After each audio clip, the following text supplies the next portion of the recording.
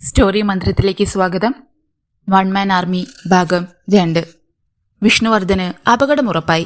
അയാൾ പൊടുന്നനെ ഹെൽമറ്റ് ധരിച്ചുകൊണ്ട് വാതിലിനോട് ചേർന്നു നിന്നു.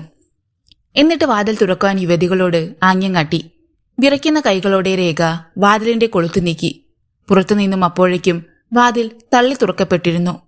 വിഷ്ണു വാതിലിന്റെ മറവിലായി. ഒരു തോക്കുധാരി മുറിയിലേക്ക് കടന്നു. യുവതികളുടെ നേരെ അയാൾ തോക്കു ചൂണ്ടി. ഒപ്പം കണ്ണുകൾ മുറിയാകെ ഇഴഞ്ഞു. ഈ മുറിയിലേക്ക് വന്നവനെവിടെ? ഇവിടെ തന്നെയുണ്ട് പറഞ്ഞുകൊണ്ട് വിഷ്ണുവർദ്ധൻ കുതിച്ചു ചാടി. കൈക്ക് ശക്തമായ അടിയേറ്റ് തോക്ക് തെറിച്ചു. വിഷ്ണു പിന്നിലൂടെ കൈയിട്ട് അയാളുടെ കഴുത്തിൽ പിടുത്തമിട്ടു. പിന്നെ താടിയിലും തലമുടിയിലും പിടിമുറുക്കി ശക്തമായ ഒരു വശത്തേക്ക് വെട്ടിച്ചു. പിന്നെ പിടിവിട്ടു. വാഴപ്പിണ്ടി പോലെ അയാൾ താഴെ വീണു. ഒരു സെക്കൻഡ് കൊണ്ടാണ് ഇത്രയും നടന്നത്. യുവതികൾക്കൊന്നും വിശ്വസിക്കാൻ കഴിഞ്ഞില്ല. താഴെ വീണവൻ പിന്നെ ചലിച്ചതുപോലുമില്ല. വിഷ്ണു വീണ്ടും വാതിലടച്ചു. ഹെൽമറ്റ് അഴിച്ചു മാറ്റി. പിന്നെ ഒന്നും സംഭവിക്കാത്തതുപോലെ അവരെ നോക്കി ചിരിച്ചു. കണ്ണിറുക്കി. നമ്മൾ പറഞ്ഞു വന്ന കാര്യം, കണ്ടീഷൻ. പറയൂ, നിങ്ങളിൽ ഒരാൾ എന്നെ പ്രേമിക്കണം. അയാൾ പറഞ്ഞപ്പോൾ അവർ മിഴിച്ചു നിന്നു. അയാൾ തുടർന്നു. ആരാവണമെന്ന് നിങ്ങൾ തന്നെ തീരുമാനിച്ചോളൂ. അപകടത്തിന്റെ നടുവിൽ നിന്നുകൊണ്ട് സംസാരിക്കാൻ പറ്റിയൊരു വിഷയമേ. രേഖയും രാജിയും മുഖാമുഖം നോക്കി. കാര്യം എന്തൊക്കെയായാലും വിഷ്ണുവിന് ഇരുവർക്കും ഇഷ്ടമായി എന്നതാണ് സത്യം. ദേ, സമയം പോകുന്നു, അയാൾ ഓർമ്മിപ്പിച്ചു. ഇനിയും തോക്കുമായി ആരെങ്കിലുമൊക്കെ വന്നേക്കും. ആദ്യം നമുക്ക് രക്ഷപ്പെടാം. ഇതൊക്കെ പിന്നീട് തീരുമാനിക്കാം, രേഖ പറഞ്ഞു. രേഖമോളെ, ഒന്നും പിന്നത്തേക്ക് മാറ്റിവെക്കുന്ന സ്വഭാവം വിഷ്ണുവിനില്ല. പിന്നെ ഇക്കാര്യത്തിൽ നിങ്ങൾക്ക് താല്പര്യമില്ലെങ്കിൽ ഞാൻ പോയേക്കാം. അയാൾ വാതിലിന്റെ നേർക്ക് തിരിഞ്ഞു. പോകരുത്, ഇരുവരും പറഞ്ഞു. എങ്കിൽ എന്നെ പ്രേമിക്കുന്നത് ആരാണെന്ന് പറയൂ. യുവതികളുടെ മുഖത്ത് ലജ്ജ നിറഞ്ഞു. വിഷ്ണുവർദ്ധൻ കീശയിൽ നിന്ന് ഒരു 50 പൈസ നാണയമെടുത്തു. നിങ്ങൾക്ക് തീരുമാനിക്കാൻ ബുദ്ധിമുട്ടാണെങ്കിൽ നമുക്ക് ടോസ് ചെയ്യാം. അവർക്ക് സമ്മതിക്കുകയെ നിവൃത്തിയുള്ളായിരുന്നു. അവൻ തന്നെ പറഞ്ഞു. രേഖയ്ക്ക് ഹെഡ്, രാജിക്ക് ടെയിൽ. എന്താ? അവർ തലകുലുക്കി. അവൻ നാണയം തന്റെ വലത് കൈയുടെ തള്ളവിരലിൽ വെച്ച് മുകളിലേക്ക് തെറിപ്പിച്ചു. കറങ്ങിത്തിരിഞ്ഞ് നാണയം തറയിൽ വീണു. ആകാംക്ഷയോടെയാണ് യുവതികൾ നോക്കിയത്. ടെയിൽ. രാജിക്ക് നറുക്ക് വീണിരിക്കുന്നു. രേഖയുടെ മുഖം ഒന്ന് വാടിയോ? വിഷ്ണു രാജിക്ക് നേരെ കൈനീട്ടി. അവൾ ആ കരം കവർന്നു. അയാൾ പതിയെ ആ വിരലുകളിൽ തടവി. രേഖ തിരിഞ്ഞു നിന്നു. ആ തക്കത്തിൽ അയാൾ അവളെ തന്റെ ശരീരത്തിലേക്ക് വലിച്ചടുപ്പിച്ചു. എല്ലുകൾ നുറുങ്ങും വിധം ഒരു കെട്ടിപ്പിടി. അധരങ്ങളിൽ അമർത്തി ഒരു ചുംബനം. രാജി പൂത്തുലഞ്ഞു. അയാൾ പിടിവിട്ടു. പോകാം. അയാൾ ഹെൽമറ്റ് വെച്ചു. രാജിയുടെ മുഖം ചുവന്നു തുടുത്തിരുന്നു. രേഖ അവളെ പതിയെ നുള്ളി. വിഷ്ണുവർദ്ധൻ വാതിൽ തുറന്നു. എന്റെ കൈ പിടിച്ചോ? രാജി ആ കൈയിൽ പിടിച്ചു. അവളുടെ കയ്യിൽ രേഖയും. മങ്ങിയ വെളിച്ചമുള്ള ഭാഗത്തുകൂടി മുന്നോട്ട് നീങ്ങുമ്പോൾ അവർ കണ്ടു. ഇടനാഴിയിൽ പലരും കിടക്കുന്നു. ഇവരൊക്കെ മരിച്ചോ? രാജി തിരക്കി. ഇല്ല, 3 മണിക്കൂർ ഈ കിടപ്പ് തുടരും. അതാണ് വിഷ്ണുവിന്റെ കണക്ക്. അവൾക്ക് അയാളോട് കുറെ കൂടി ആരാധന തോന്നി. അവർ പുറത്തെത്തി. മതിൽ ഇടിഞ്ഞ ഭാഗത്തുകൂടി റോഡിലുമെത്തി. കുറച്ചപ്പുറത്ത് യമഹ ഇരിപ്പുണ്ടായിരുന്നു. അവൻ അതിൽ കയറി. 3 പേർക്ക് യാത്ര പ്രയാസമാണ്, എന്നാലും കയറിക്കോ. താഴെ വീഴാതെ എന്നെ കെട്ടിപ്പിടിച്ചിരുന്നോ? അയാളുടെ തൊട്ടരികിൽ രാജിയും ഏറ്റവും പിന്നിൽ രേഖയും കയറി. ബൈക്ക് മുന്നോട്ട് കുതിച്ചു. രാജി അയാളുടെ നെഞ്ചിലൂടെ കൈയിട്ട് കെട്ടിപ്പിടിച്ചു. രേഖ അവളെയും പിടിച്ചു. അങ്ങനെ അയാൾ പ്രോത്സാഹിപ്പിച്ചു. വിടാതെ പിടിച്ചിരുന്നോ? യമഹ പറക്കുകയായിരുന്നു. രാജിയുടെ മുഴുത്ത മാരടങ്ങൾ അയാളുടെ പുറത്ത് അമർന്നിരിക്കുകയാണ്. അവയിലൂടെ സുഖമുള്ളൊരു ചൂട് തന്റെ ശരീരത്തിലേക്ക് അരിച്ചിറങ്ങുന്നത് വിഷ്ണുവർദ്ധൻ അറിഞ്ഞു. കമ്മീഷണർ വാൾട്ടർ വെങ്കിടേഷ് ഉറങ്ങിയിരുന്നില്ല. ഒരു ബൈക്ക് വന്ന് നിൽക്കുന്ന ശബ്ദം കേട്ടു. അല്പം കഴിഞ്ഞപ്പോൾ കോളിംഗ് ബെൽ ശബ്ദിച്ചു. അയാൾ ചെന്ന് വാതിൽ തുറന്നു. വിശ്വസിക്കാൻ കഴിഞ്ഞില്ല. മുന്നിൽ തന്റെ പൊന്നുമക്കൾ. അവർക്ക് പിന്നിൽ വിഷ്ണു ചിരിക്കുന്നു. സാർ, ഞാൻ വാക്കുപാലിച്ചു. അതിന്റെ അർത്ഥം വെങ്കിടേഷിന് മനസ്സിലായി. ബാക്കി പണം കൊടുക്കണമെന്ന്. ഡാഡി. രേഖയും രാജിയും വെങ്കിടേഷിന്റെ ശരീരത്തിലേക്ക് വീണു. മക്കളെ. അവരെ ചേർത്ത് പിടിച്ചുകൊണ്ട് അയാൾ അകത്തേക്ക് നടന്നു. വിഷ്ണുവർദ്ധൻ വിസിറ്റിംഗ് റൂമിലെ കസേരയിൽ ഇരുന്നിട്ട് ഒരു ചൂയിങ്കം എടുത്ത് വായിലിട്ടു. മക്കളെ ആശ്വസിപ്പിച്ചു മുറിയിലേക്ക് അയച്ച ശേഷമാണ് വാൾട്ടർ വെങ്കിടേഷ് തിരികെ വന്നത്. കയ്യിൽ ഒരു സൂട്ട് കേസ് ഉണ്ടായിരുന്നു. മിസ്റ്റർ വിഷ്ണു, എങ്ങനെ നന്ദി പറയണമെന്ന് കമ്മീഷണർ പൂർത്തിയാക്കുവാൻ അയാൾ സമ്മതിച്ചില്ല. നന്ദിയുടെ ആവശ്യമില്ല സാർ, ആ സൂട്ട് കേസ് മതി. അയാൾ അത് വാങ്ങി. Good night sir. വിഷ്ണു തിരിച്ചു നടന്നു. മിസ്റ്റർ വിഷ്ണു. അയാൾ തിരിഞ്ഞു നോക്കി. ചോദിക്കുന്നത് തെറ്റാണെന്നറിയാം. നമ്മുടെ എഗ്രിമെന്റിന് എതിരാണ്. എങ്കിലും മനസ്സിലെ ആകാംക്ഷ അടക്കുവാൻ പാടില്ലാത്തതുകൊണ്ട് ചോദിക്കുകയാണ്. എന്റെ മക്കൾ ആരുടെ കസ്റ്റഡിയിലായിരുന്നു? സോറി സാർ, വിഷ്ണുവർദ്ധൻ ഗൗരവത്തിൽ പറഞ്ഞു. എഗ്രിമെന്റിനപ്പുറം എന്നിൽ നിന്ന് ഒന്നും പ്രതീക്ഷിക്കരുത്. അതെന്റെ ബിസിനസിനെ ബാധിക്കും. അയാൾ ബൈക്കിൽ കയറി. ബ്രീഫ് കേസ് മടിയിൽ വെച്ചു. ബൈക്ക് ഗേറ്റിലേക്ക് കുതിച്ചു. റോഡിലേക്ക് ഇറങ്ങുമ്പോൾ വിഷ്ണു തിരിഞ്ഞു നോക്കി. 2ാം നിലയിൽ ലൈറ്റ് തെളിഞ്ഞു നിൽക്കുന്ന ഒരു മുറിയിൽ ജനാലയ്ക്കൽ നോക്കി നിൽക്കുന്നൊരു രൂപം. രാജി. അവന്റെ ചുണ്ടിൽ ചിരിയൂറി. നോ, അലറുകയായിരുന്നു രാമരാജ ഗൌഡ. അയാളുടെ അരികിൽ നിന്ന് സിംഹം ചാടി എണീറ്റു. സാബ്. വിവരം പറഞ്ഞവൻ പതറി നിന്നു. ഗൌഡ അയാളെ തുറച്ചു നോക്കി. എന്നോട് കള്ളം പറഞ്ഞാലുള്ള അവസ്ഥ അറിയാമല്ലോ.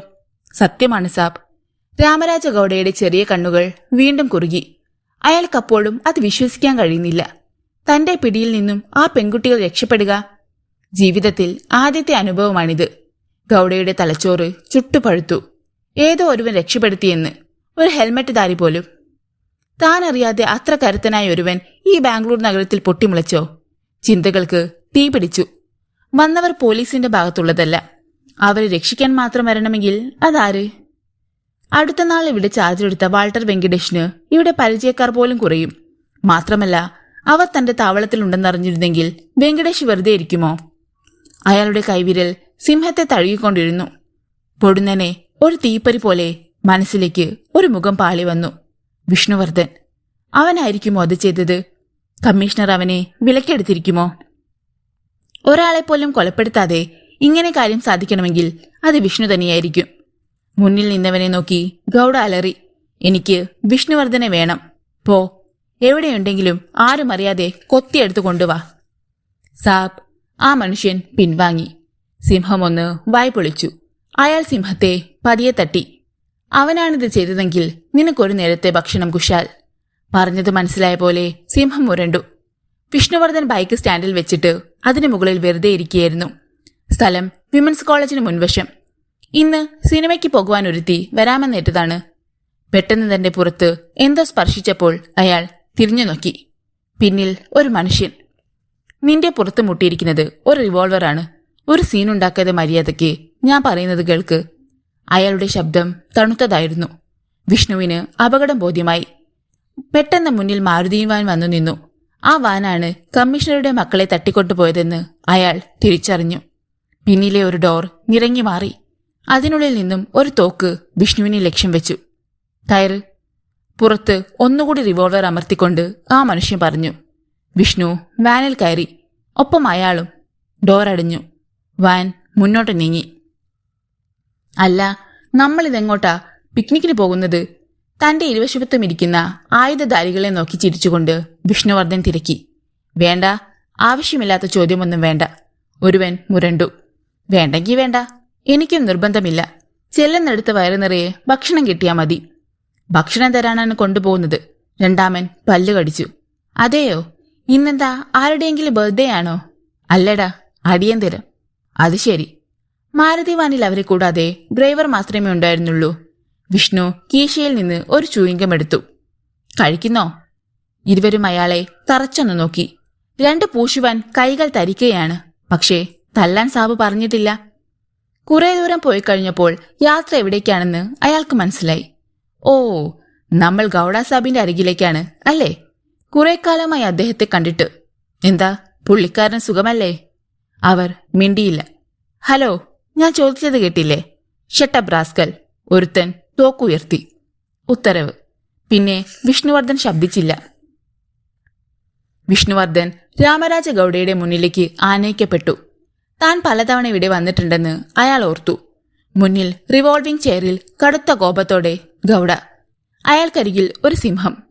വിഷ്ണുവിനെ മുറിയിലാക്കിയിട്ട് മറ്റുള്ളവർ പിൻവാങ്ങി. ഗൌഡ സാബ്, വണക്കം.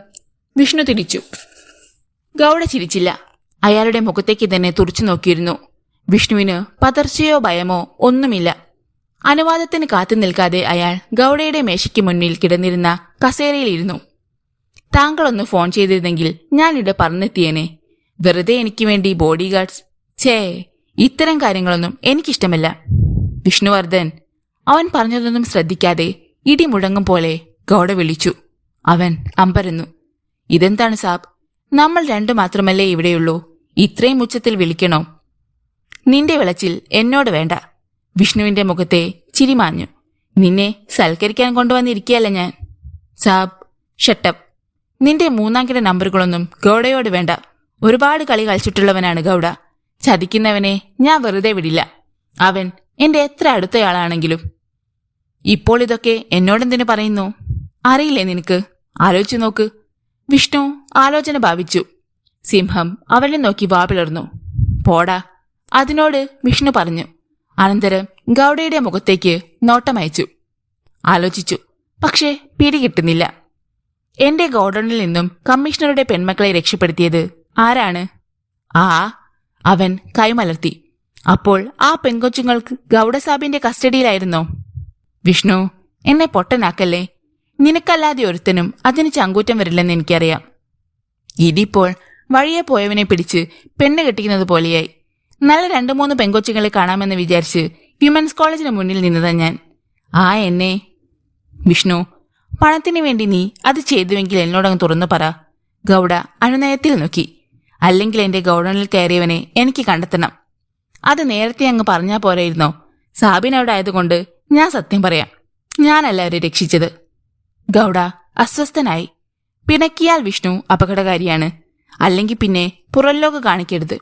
പക്ഷേ അത്യാവശ്യം കേസുകളൊക്കെ സാധിച്ചിരുന്നത് ഇവനാണ്.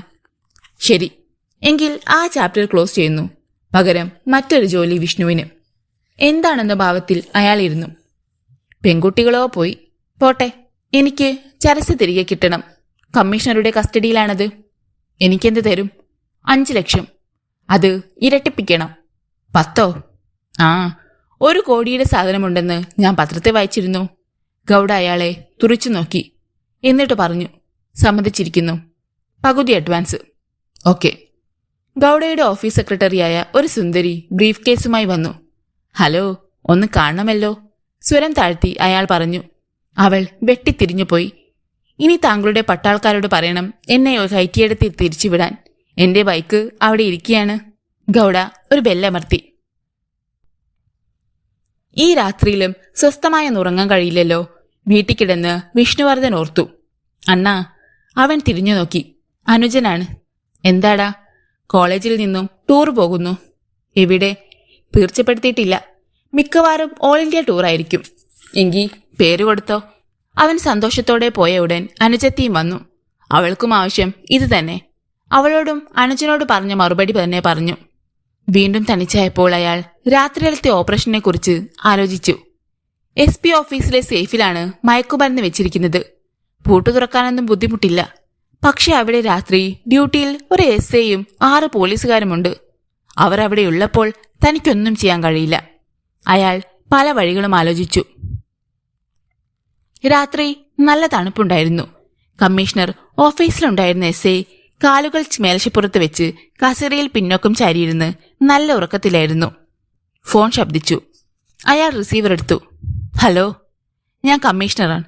പെട്ടെന്ന് SI ചാടി എണീറ്റു. സാർ, ഞാൻ ചൊക്കലിംഗമാണ്. താനും അവിടെ ഡ്യൂട്ടിയിലുള്ള പോലീസുകാരും പെട്ടെന്ന് എന്റെ ക്വാർട്ടേഴ്സിലേക്ക് വാ. തൽക്കാലം പാറാവു മതി അവിടെ. ശരി സാർ. അയാൾ റിസീവർ വെച്ചിട്ട് പെട്ടെന്ന് പോലീസുകാരുമായി ജീപ്പിൽ കയറി. അതകന്നു പോയി. ഏതാനും സെക്കൻഡുകൾ കഴിഞ്ഞപ്പോൾ വൈദ്യുതി പോയി.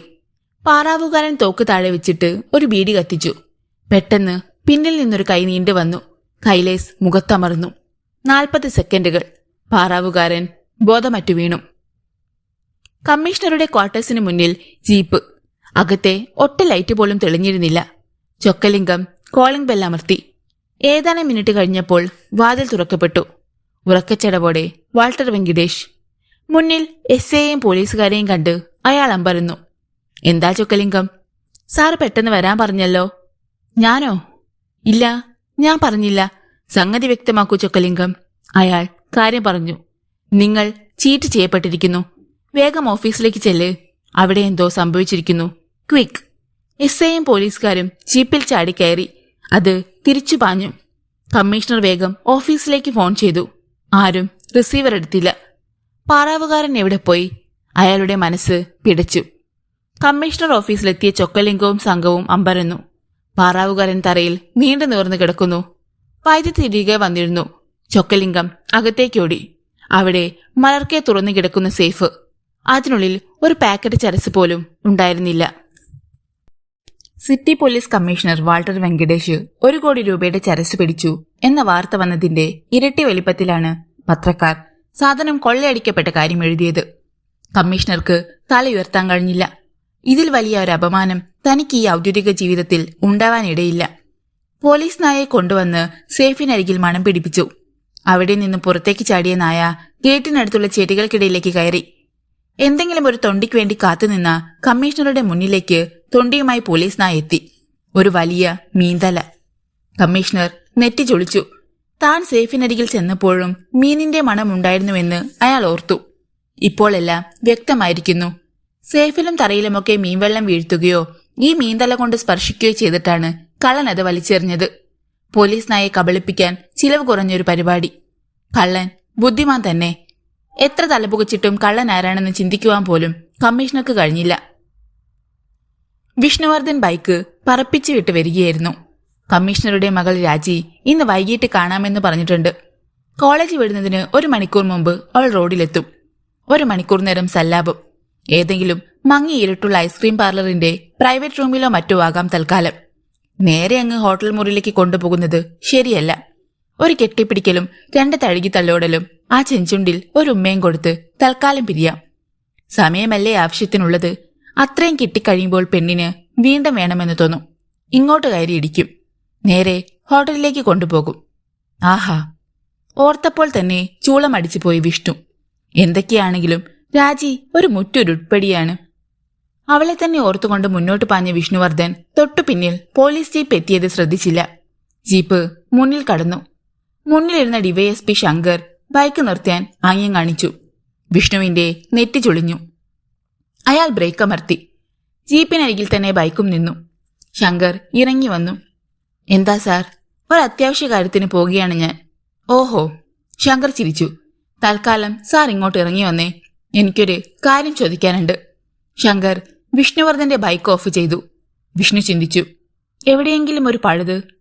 പിന്നെ എന്തും വരട്ടെ എന്ന് വിചാരിച്ച് ശങ്കറുടെ കൂടെ ഫുട്പാത്തിലേക്ക് കയറി മതിലിനരികിൽ നിന്നു. ശങ്കർ അയാളെ അടിമുടിയൊന്നു നോക്കി. സാറേ, കാര്യം എന്താണെന്ന് വെച്ചാ വേഗം പറ. നീ ഇത്ര വേഗത്തിൽ എവിടെ പോകുക? അത് ചോദിക്കാനാണോ സാറ് എന്നെ വിളിച്ചു നിർത്തിയത്? അതിനും കൂടിയാണെന്ന് വെച്ചോ. ടൗൺ ലിമിറ്റ് എത്ര കിലോമീറ്റർ സ്പീഡാണെന്നറിയാമോ? 30. നീ എത്ര വേഗത്തിലാ പോകുന്നത്? കൃത്യമായി ശ്രദ്ധിക്കാറില്ല. എന്നാലും 80-90 മതിയല്ലോ. നിന്നെ അകത്താക്കാൻ അത് തന്നെ ധാരാളം. സാറിന് എപ്പോഴും അകത്താക്കുന്ന കാര്യമേ പറയാനുള്ളോ? അയാൾ വാച്ച് നോക്കി. രാജി ഇപ്പോൾ ക്ലാസ്സിൽ നിന്നിറങ്ങുകയാവും. എന്റെ പൊന്നു സാറേ, ഒന്ന് വേഗം പറയൂ. അത്യാവശ്യമായി എനിക്ക് ഒരാളെ കാണണം. പെണ്ണോ ആണോ? പെണ്ണെന്ന് പറഞ്ഞാൽ സാറിന് തൃപ്തിയാകുമെങ്കിൽ അങ്ങനെ തന്നെ പറഞ്ഞേക്കാം. ഒരു വെളച്ചിലെടുക്കല്ലേ. കമ്മീഷണറുടെ മോള നിന്റെ പുതിയ ലൈനെന്ന് ഞാൻ അറിഞ്ഞു. വേണ്ട, ഈ കൈകൊണ്ട് തന്നെ നിന്നെ എനിക്ക് പെരുമാറേണ്ടി വരും. വിഷ്ണുവർദ്ധൻ മിടിച്ചു നിന്നു. ഈ വിവരം എങ്ങനെ ശങ്കർ സാർ അറിഞ്ഞു? കള്ളന്മാർക്ക് മാത്രമല്ല പോലീസുകാർക്കും ബുദ്ധിയുണ്ട് കേട്ടോ. സമ്മതിച്ചിരിക്കുന്നു. എന്നാ ഞാൻ പോട്ടെ. നില്ലടാ അവിടെ. വിഷ്ണുവർദ്ധൻ അസ്വസ്ഥനായി. രാജി ഇപ്പോൾ ഗേറ്റിലേക്ക് വരികയാകും. നീ എന്നു മുതലാ മീൻ കച്ചവടം തുടങ്ങിയത്? ശങ്കർ തിരക്കി. മീനോ? അയാൾ നെറ്റി ചുളിച്ചു. വേണ്ട, ശങ്കറിന്റെ അടുത്ത് കളി വേണ്ട. കളിക്കാൻ ആരും വന്നില്ലല്ലോ. അയാൾ പിറുപിറുത്തു. നീ എന്താ പറഞ്ഞത്? ഒന്നും പറഞ്ഞില്ല. പിന്നെ കേട്ടതോ? സാറിന് തോന്നിയതാ. മീനിന്റെ പ്രശ്നം സാറ് പറഞ്ഞല്ലോ. അതെന്താണെന്ന് മനസ്സിലാകുന്നില്ല. എടാ, എന്റെ ശരീരത്തിൽ ഈ യൂണിഫോം ധരിക്കാൻ തുടങ്ങിയിട്ട് കാലം എത്രയാണെന്നറിയാമോ? സാറിനറിയില്ലെങ്കിൽ പിന്നെ ഞാനെങ്ങനെ അറിയും? എടാ, ശങ്കർ കടുപ്പിച്ചു വിളിച്ചു. സംസാരിക്കുന്നത് ഒരു പോലീസ് ഓഫീസറാണെന്ന് ഓർക്കണം. വിഷ്ണു ചിരിച്ചു. എന്താടാ വിളിക്കുന്നത്? സത്യം പറഞ്ഞാൽ നിനക്ക് നല്ലത്.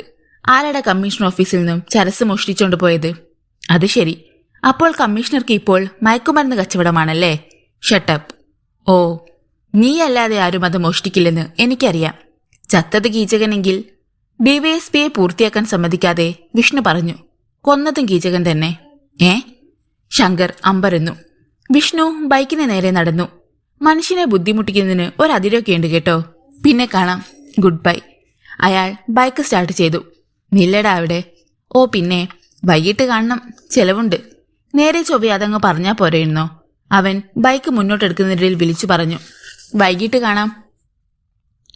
ഐസ്ക്രീം പാർലറിൽ നിന്ന് പുറത്തേക്കിറങ്ങുമ്പോൾ രാജി വിഷ്ണുവർദ്ധന്റെ മുഖത്തേക്ക് സൂക്ഷിച്ചു നോക്കി. എന്താ ഇങ്ങനെ നോക്കുന്നേ? അവൻ ചോദിച്ചു. ഇപ്പോ കണ്ട പഞ്ചപാവമാണെന്ന് തോന്നും, പക്ഷെ കയ്യിലിരിപ്പ്. അവൾ ശബ്ദം താഴ്ത്തി പറഞ്ഞു. ഇനി ഒരിടത്തും ഞാൻ വരില്ല. വേണ്ട, ഞാൻ അങ്ങോട്ട് വന്നേക്കാം. എവിടേക്ക്? തന്റെ വീട്ടിലേക്ക്. പിന്നെ അതിനും ഇനി പുളിക്കും. എന്നാൽ അതൊന്നും കണ്ടിട്ടേയുള്ളൂ. ഇന്ന് തന്റെ ബെഡ്റൂമിൽ ഞാൻ അവതരിക്കും. അവൾ ചിരിച്ചു. സിറ്റി പോലീസ് കമ്മീഷണറുടെ വീടാ, ഓർത്തേക്കണം. അതൊക്കെ എനിക്കറിയാമേ. ഇരുവരും യാത്ര പറഞ്ഞു പിരിഞ്ഞു. വിഷ്ണുവർദ്ധൻ തമാശ പറഞ്ഞതാണെന്നാണ് രാജി കരുതിയത്. പക്ഷേ അന്ന് രാത്രി ആരോ തട്ടി വിളിക്കുന്നത് പോലെ തോന്നിയ രാജി കണ്ണുകൾ തുറന്നു. തൊട്ടരികിൽ ഒരു രൂപം. അവൾ നിലവിളിക്കാൻ ഭാവിച്ചതും വായ്ക്ക് മുകളിൽ കൈയമർന്നു. ഒപ്പം കാതുകൾക്കരികിൽ ആ ശബ്ദം. ഞാനാ, വിഷ്ണു. ബഹളം വെക്കേണ്ട. കൈ അയഞ്ഞു. അവൾ വിസ്മയിച്ചു. ബെഡ്റൂം ലാമ്പിന്റെ വെളിച്ചത്തിൽ അയാളുടെ രൂപം അവൾ തിരിച്ചറിഞ്ഞു. രാജി തന്റെ തൊട്ടരികിൽ കിടന്നുറങ്ങുന്ന രേഖയെ നോക്കി. അവൾ ഇതൊന്നും അറിയാതെ ഉറക്കമാണ്. എണീറ്റു വാ, അയാൾ പറഞ്ഞു. വേണ്ട, രേഖങ്ങാനും ഉണർന്നാൽ? പേടിക്കേണ്ട, ഉണരില്ല. അയാൾ അങ്ങനെ പറയാൻ കാരണം രേഖയെ അയാൾ ഒരു മയക്കുമരുന്ന് മണപ്പിച്ചിരുന്നു. പിന്നീടാണ് രാജിയെ ഉണർത്തിയത്. എന്നിട്ടും അവൾക്ക് സന്ദേഹം. പെട്ടെന്ന് അയാൾ കുനിഞ്ഞ് അവളെ കോരിയെടുത്ത് തോളിലിട്ടു. അയ്യേ, എന്തായി കാണിക്കുന്നേ? ഞാനൊന്നും കാണിച്ചില്ലല്ലോ. മുറുക്കി പുറത്തെത്തി അവളെ തറയിൽ നിർത്തി. എങ്ങനെ ഇതിനുള്ളിൽ കടന്നു? അവൾക്കപ്പോഴും വിശ്വസിക്കാൻ കഴിയുന്നില്ല. വിഷ്ണുവിന്റെ മുന്നിൽ വാതിലുകൾ തനിയെ തുറന്നടയും. അയാൾ ചിരിച്ചു. നമുക്ക് ടെറസിൽ പോകാം, നല്ല നിലാവുണ്ട്. രാജി അയാളുടെ കരം കവർന്നു. രേഖ ഉണരുമോ? ഇല്ലെന്നേ, ഞാൻ ഗ്യാരണ്ടി തരാം. ഇരുവരും ടെറസിലെത്തി. പാൽ പോലെ പരന്നൊഴുകുന്ന നിലാവ്. ഇരുവരും ആദ്യം കാണുന്നത് പോലെ പരസ്പരം നോക്കി. ഒരു നേർത്ത ഗൗണായിരുന്നു അവളുടെ വേഷം. ഒരു തണുത്ത കാറ്റ് വീശി. അവളുടെ ഗൗൺ പിന്നോട്ട് പറന്നു. ഒരു തങ്ക വിഗ്രഹത്തിൽ തുണി പുതപ്പിച്ചിരിക്കുന്നത് പോലെ അവന് തോന്നി. അവളുടെ ശരീരത്തിന്റെ മുൻഭാഗത്തെ വടിവുകൾ അപ്പോൾ വ്യക്തമായിരുന്നു. ഉടവ് തട്ടാത്ത മാറിടവും മുഴത്ത തുടകളുമൊക്കെ ഏതാനും സെക്കൻഡുകൾ വ്യക്തമായി. കാറ്റ് നിലച്ചപ്പോൾ ഗൗണ് പഴയതുപോലെയായി. കാറ്റ് നിലയ്ക്കരുതായിരുന്നു, അയാൾ പറഞ്ഞു. അതെന്താ? അപ്പോൾ രാജിയെ കാണാൻ നല്ല രസമായിരുന്നു. അവൾ നാണിച്ചു തലതാഴ്ത്തി. വല്ലാത്ത തണുപ്പ് അല്ലേ? ഈണത്തിലുള്ള മൂളൽ. അയാൾ അവളെ തന്നോട് ചേർത്തിട്ട് ടെറസിലിരുന്നു. അയാളുടെ കൈകളിൽ അവൾ പുളഞ്ഞു. അവളിൽ നിന്ന് പ്രാവ് കുറുകുന്നത് പോലെ ഒരു ശബ്ദമുണ്ടായി. പവിഴാതരങ്ങളിൽ ചുംബന വർഷം ചൊരിയുകയായിരുന്നു അയാൾ. അവൾ ഹർഷപുളകിതയായി. ശരീരത്തിലെ ഞരമ്പുകളെല്ലാം പൊട്ടിപ്പിളരുവാൻ വെമ്പുന്നത് പോലെ. അയാളുടെ കൈകൾ അവളുടെ ഗൗണിനുള്ളിലേക്ക് അരിച്ചിറങ്ങി. എതിർപ്പിന്റെ ഒരു കണിക പോലും അവളിൽ നിന്നുണ്ടായില്ല. അവളുടെ കൈകൾ അയാളുടെ മുടിയിലയുടെ നനഞ്ഞു. രാജിയുടെ ഗൗൺ അഴിഞ്ഞു വീണു. ആ സുന്ദര കുസുമത്തെ നറുനിലാവിൽ അയാൾ കൊതിതീരെ കണ്ടു. കൊള്ളാം, അയാൾ മനസ്സിൽ പറഞ്ഞു. എന്റെ ജീവിതത്തിൽ മറക്കാനാവാത്തൊരു കഥാപാത്രമായിരിക്കും നീ. വികാരത്തിന്റെ രണ്ട് സാഗരങ്ങൾ ഇരമ്പുകയായിരുന്നു ഒന്നാകാൻ ആ നിമിഷം. അതേ സമയത്ത് തന്നെയാണ് അവരെ നടുക്കിക്കൊണ്ട് ഒരു വെടിയേച്ചയും ഒപ്പം ഒരലർച്ചയും ഉയർന്നത്. വിഷ്ണുവർദ്ധനും രാജിയും ഒരുപോലെ ഞെട്ടിത്തെറിച്ചു. അയാൾ അവളുടെ ശരീരത്തിൽ നിന്നും തെന്നിമാറി. അവൾ ചാടിയെണീറ്റ് ഗൗൺ വലിച്ചിട്ട് നഗ്നത മറിച്ചു. വെടിയൊച്ച എവിടെ നിന്നാണ് കേട്ടതെന്ന് ശ്രദ്ധിക്കുകയായിരുന്നു വിഷ്ണു. അപ്പോൾ താഴെ നിന്നും ആരോ സംസാരിക്കുന്നത് കേൾക്കാൻ സാധിച്ചു. രാജി, മുറിയിലേക്ക് പൊയ്ക്കോളൂ. അവളെ താഴേക്ക് അയച്ചിട്ട് അയാൾ ടെറസിന്റെ അരികിലേക്ക് നീങ്ങി. അതുവരെ പ്രകാശിച്ചുകൊണ്ട് നിന്നിരുന്ന ചന്ദ്രൻ ഒരു കാർമേഘത്തിന്റെ പിടിയിലായി. മങ്ങി ഇരുട്ടു പരന്നു. ടെറസിന്റെ അരികിൽ നിന്ന് വിഷ്ണു താഴേക്ക് നോക്കി. പോർച്ചിനരികിൽ കമ്മീഷണർ വാൾട്ടർ വെങ്കടേഷ്. തൊട്ടരികിൽ തന്നെ ഒരു വേലക്കാരനുമുണ്ട്. സാരമില്ല, കമ്മീഷണർ പറയുന്നു. ഇപ്പോൾ രക്ഷപ്പെട്ടെങ്കിലും അവനെ ഞാൻ എടുത്തോളാം. വിഷ്ണുവർദ്ധന് ഒന്നും മനസ്സിലായില്ല. നിലാവ് കാർമേഘത്തിൽ നിന്നും പുറത്തു വന്നപ്പോൾ അയാൾ പിന്നോട്ടു മാറി. ഒരു ചൂയിങ്കം വായിലിട്ടു. കുറെ നേരം കാത്തിരുന്നു. താഴെ കമ്മീഷണർ രാജിയോടാവാം എന്തൊക്കെയോ സംസാരിക്കുന്നത് കേട്ടു. സമയം പിന്നോട്ടു പോയി. കമ്മീഷണറുടെ വീട് വീണ്ടും നിശബ്ദയിലായി. അയാൾ പതിയെ രാജിയുടെ മുറിയിലേക്ക് ചെന്നു. വാതിലടച്ച് തഴുതിട്ടു. അവൾ എണീറ്റിരുന്നു. വിഷ്ണുവർദ്ധൻ മുറിയിലെ ലൈറ്റ് തെളിച്ചു. ഷോ, രേഖ! രാജി പരിഭ്രമിച്ചു. പേടിക്കാനൊന്നുമില്ല, ആൾ ഉറങ്ങുകയല്ലേ, ഉറങ്ങിക്കോട്ടെ. എന്താണെന്നറിയില്ല, ഞാൻ 4-5 തവണ വിളിച്ചു നോക്കിയിട്ടും അവൾ മൂളുന്നതല്ലാതെ ഉണരുന്നില്ല. മയക്കുമരുന്ന് കഴിച്ചതുപോലെ. അത് കുഴപ്പമില്ല, നേരം പുലരുമ്പോഴേക്കും ഉണർന്നുകൊള്ളും. ഇനി വിഷ്ണു അവൾ മയങ്ങാൻ വേണ്ടി എന്തെങ്കിലും ചെയ്തോ? ഞാനോ? അയാൾ ചിരിച്ചു. അതിരിക്കട്ടെ. എന്തായിരുന്നു താഴെ പ്രശ്നം? ഡാഡി കിടന്നിരുന്ന ജനാലക്കരികിൽ ഒരു മനുഷ്യൻ. നിലാവുണ്ടായിരുന്നത് കൊണ്ട് അയാളുടെ കയ്യിൽ ഒരു തോക്കിരിക്കുന്നതിന്റെ നിഴൽ ജനൽ ഗ്ലാസിൽ പതിഞ്ഞത് ഡാഡി കണ്ടുപോലും. അത് ശരി, അപ്പോൾ തന്റെ ഡാഡിക്ക് രാത്രിയിൽ ഉറക്കവുമില്ലേ? എങ്ങനെ ഉറങ്ങും? കെട്ടിക്കാരായ 2 പെൺമക്കളല്ലേ അദ്ദേഹത്തിനുള്ളത്? കെട്ടിക്കാരായോ പറഞ്ഞിട്ട് അയാളുടെ കണ്ണുകൾ അവളുടെ നേർത്ത ഗൗണിലൂടെ അകത്തേക്ക് ഒളിയിട്ടു. നാണമില്ല. അവൾ തലകുനിച്ചു. വിഷ്ണുവർദ്ധൻ എന്നിട്ടും കണ്ണുകൾ എടുത്തില്ല. എന്നിട്ട് തന്റെ ഡാഡി എന്തു ചെയ്തു? ആ മനുഷ്യന് നേരെ വെടിവെച്ചു. അയാളെ കിട്ടിയോ? ആട് കിടന്നെടുത്തൊരു പൂട പോലും ഇല്ലെന്ന് പറഞ്ഞതുപോലെയായി. അതെങ്ങനാ? പോലീസുകാരന്റെ വെടിയല്ലേ? നാളെ മുറ്റത്തൊക്കെ നോക്കണം, വല്ല മൂങ്ങയോ വാവലോ ചത്തുകിടപ്പുണ്ടോ എന്ന്. അതെങ്ങനെ? പോലീസ് ആൾക്കാർക്ക് നേരെ വെടിവെച്ചാലും ആകാശത്തെ പറവകളല്ലേ പിടഞ്ഞു വീഴുന്നത്? ഇരുവരും ചിരിച്ചു. നേരം ഒരുപാടായി, അവൾ ഓർമ്മിപ്പിച്ചു. അതിന് എനിക്ക് നാളെ കോളേജിൽ പോകേണ്ടതാ. ആയിക്കോ. അയാൾ വീണ്ടും അവളെ കരവലയത്തിൽ ഒതുക്കി. ഷോ, ഇങ്ങനെ ഒരു കൊതിയൻ. എനിക്ക് നിന്നെ ഈ ലൈറ്റ് വെട്ടത്ത് ഒന്ന് കാണണം. അവളുടെ കാതിൽ അയാൾ മന്ത്രിച്ചു. ഇപ്പോൾ കാണുകയല്ലേ? അങ്ങനെയല്ല. പിന്നെ? നേരത്തെ ടെറസിൽ വെച്ച് കണ്ടതുപോലെ. അയ്യേ. അയാളുടെ കൈകൾ ധൃതിയിൽ അവളുടെ ഗൗൺ അഴിക്കുകയായിരുന്നു. വേണ്ട വേണ്ട വിഷ്ണു, രേഖ കിടക്കുന്നു. അതയാൾ ശ്രദ്ധിച്ചില്ല. ഗൗൺ അവളുടെ ശരീരം വിട്ട് താഴേക്ക് പോയി. വല്ലാത്തൊരു ശബ്ദം പുറപ്പെടുവിച്ചുകൊണ്ട് അവൾ കണ്ണുകൾ ഇറുക്കിയടച്ചു. ഒരു രാത്രി ന്യൂനമർദ്ദം കാരണം ശക്തമായ കാറ്റും മഴയും ഉണ്ടായിരുന്നു. വിഷ്ണു നല്ല ഉറക്കത്തിലായിരുന്നു. ആ സമയത്താണ് ഫോൺ ശബ്ദിച്ചത്. അയാൾ അനങ്ങിയില്ല. കുറെ നേരം കഴിയുമ്പോൾ അത് തനിയെ നിന്നോളും എന്നാശ്വസിച്ചു. പക്ഷേ വീണ്ടും വീണ്ടും ആ ശബ്ദം അലോസരപ്പെടുത്തുകയാണ്.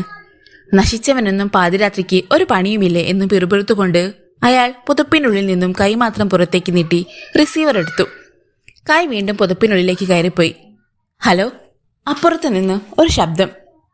എന്താന്ന് വെച്ചാ പറഞ്ഞു തുലക്കിടോ. വിഷ്ണു ഇല്ലേ? ഇല്ല. എവിടെ പോയി? നരകത്തിൽ. ആ, ചത്തുപോയി. എപ്പോ? കഷ്ടിച്ചൊരു മിനിറ്റായി കാണും.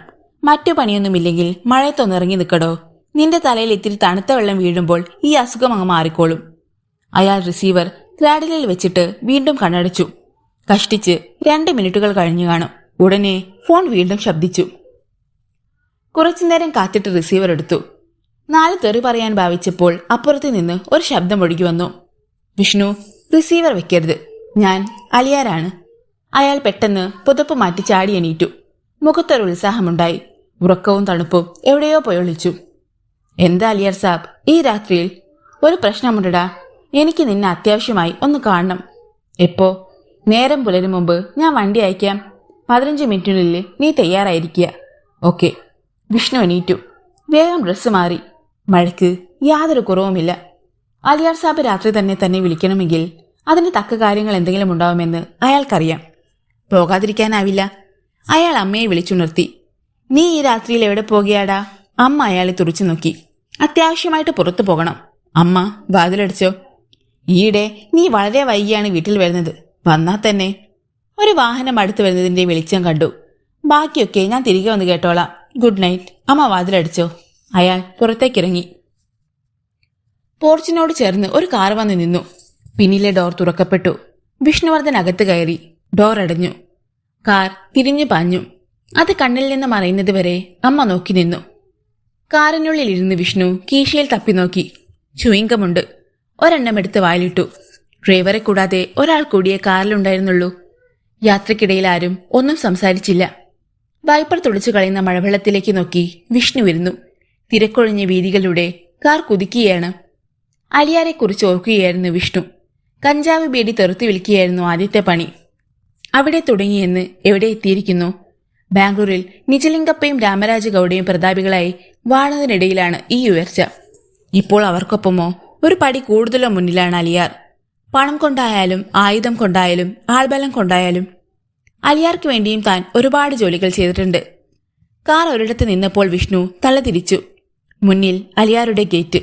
മഴക്കോട്ടണിഞ്ഞ ഗൂർഖ ഗേറ്റ് തുറന്നു. കാർ അകത്തേക്ക്. പോർച്ചിൽ നിന്ന് അതിൽ നിന്ന് വിഷ്ണു ഇറങ്ങി. ഡ്രൈവറൊപ്പം ഉണ്ടായിരുന്ന മനുഷ്യൻ അയാളെ അലിയാരുടെ മുന്നിലെത്തിച്ചു. പതുപതുത്ത പരവതാനി വിരിച്ച തറയിൽ അങ്ങിങ്ങ് നടക്കുകയായിരുന്നു അലിയാർ. ഏതാണ്ട് 150 കിലോ തൂക്കം വരുന്ന തടിയൻ.